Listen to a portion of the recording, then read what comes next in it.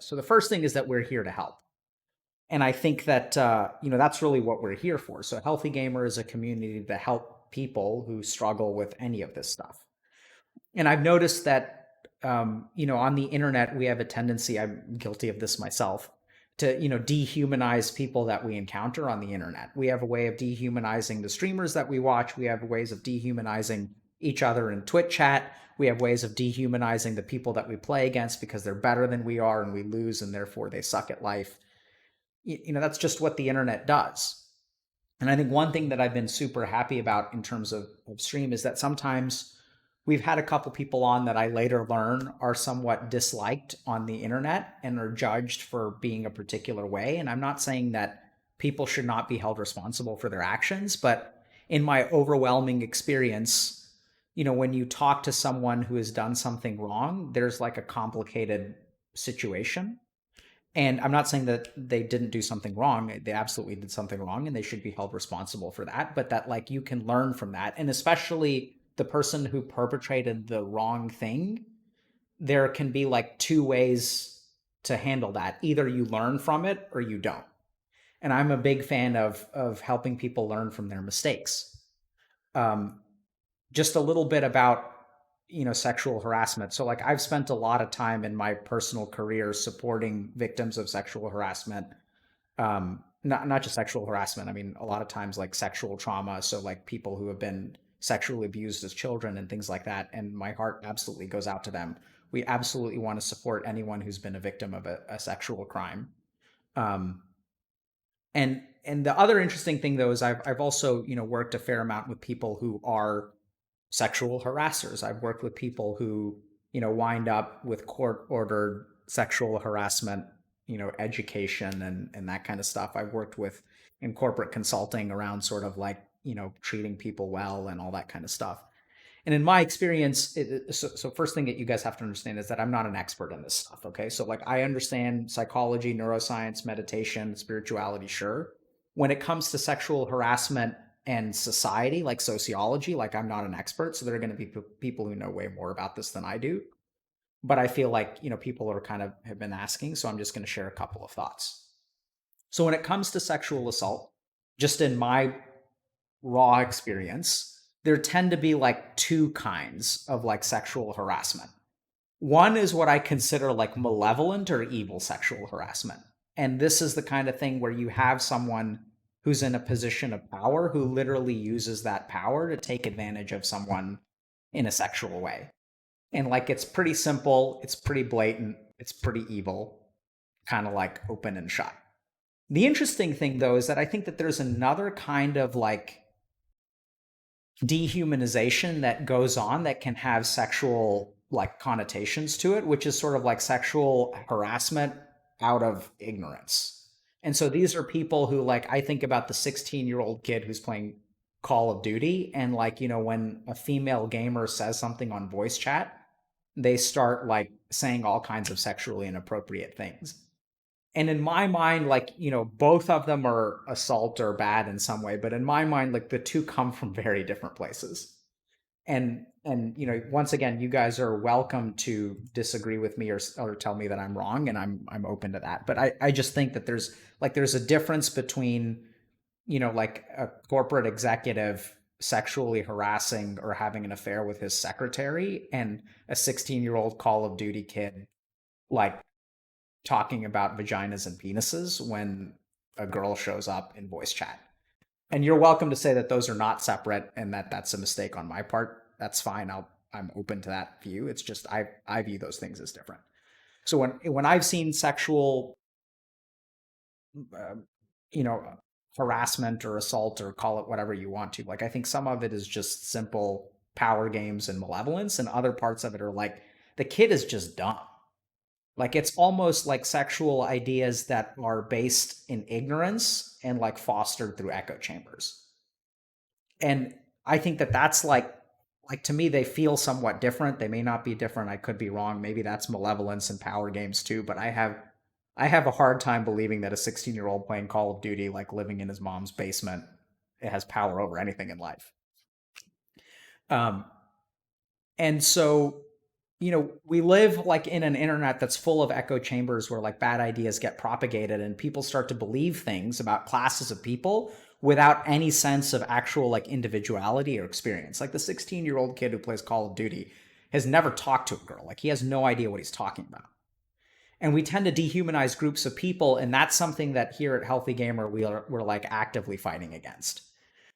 It's really easy to hate on someone who you don't understand, and it's really easy to hate groups of people.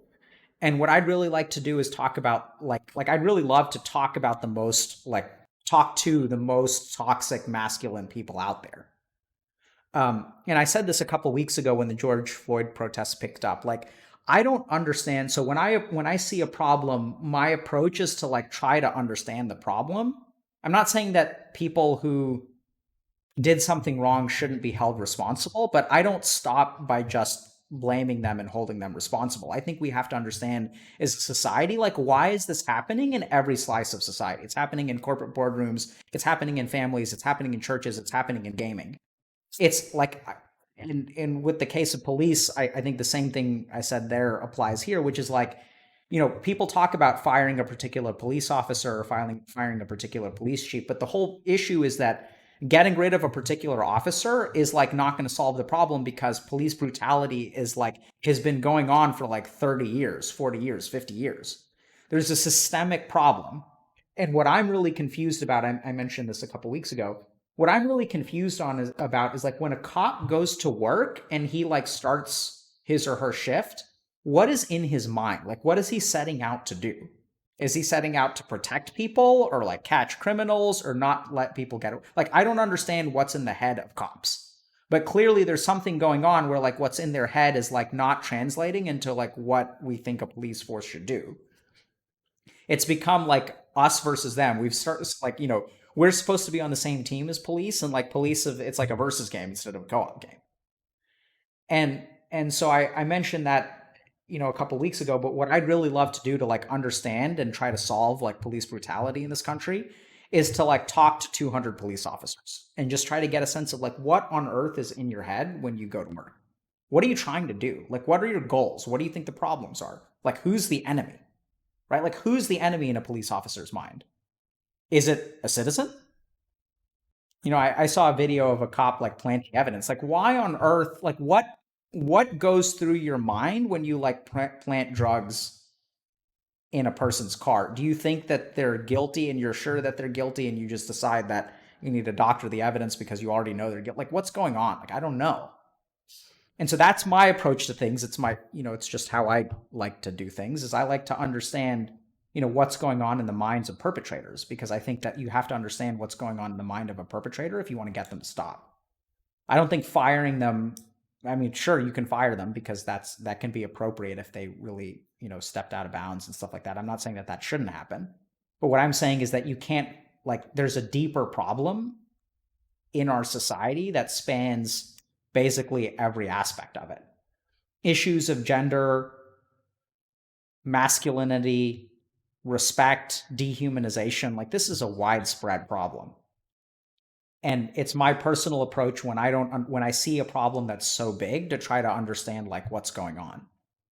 We absolutely, like I mentioned earlier, we absolutely want to support people who have been victims of sexual assault. Like I said, I mean, it's a lot of what I used to do in my day job. Less so now because now this is becoming my day job. Um, and also to like, tackle the perpetrators, because I think we're here in Healthy Gamer to try to create a community and foster like positivity on the internet. And I don't think that a good solution is to punish every person who commits sexual assault. I'm not saying that's a bad solution. What I'm saying is it's woefully incomplete, because you have to dig into why all these people are being sexually aggressive in the first place. Like, that's the root of the problem. Like, punishing bad apples is fine, but it's just like the police situation where you have to figure out, like, why is this the world that we live in? Like, what is going on? How are people getting these ideas? How do we start to change the ideas at their root? How do we teach people respect for other human beings instead of dehumanizing noobs on the internet? So I don't know exactly what to do. I'm not an expert in this field. I'm not saying what's right and what's wrong. I mean, I mentioned earlier that I think sexual assault is bad in any way, shape, or form. And I do think that sometimes there's just pure malevolence and people taking advantage of other people, and I think that's terrible. I don't know what it's like to be a woman in gaming. I don't know what it's like to be the victim of sexual assault. What I do know is that there's a problem. I think it's widespread, and I think punishing an individual person, while an important step, is not going to be sufficient at solving the problem because it is a societal problem. Um, and so here at Healthy Gamer, we're big into trying to understand like why people do things so that they can change. And that's just, you can disagree with that approach, but like, when I work with someone who's been, in a domestic violence situation, both perpetrator of domestic violence, I think should they be punished? Absolutely. And I also think that they should like learn how to think about people in a different way. So like here's the thing, like what I'm basically saying is I don't know. So I think that like when you don't know something, like you learn about it, right? Like so people say, oh, like prawn is the problem. Like sure, I think prawn is a piece of it, but I don't know if like all of the dehumanizing behavior towards women can be rooted in pornography. Like maybe it can. I don't know if you guys know what like logistical regression is, but my sense is that if you do an equation where you study like logistical regression to see which variables are responsible for toxic masculine behavior, I think pornography is one of the variables, but I doubt it's like the only one, right?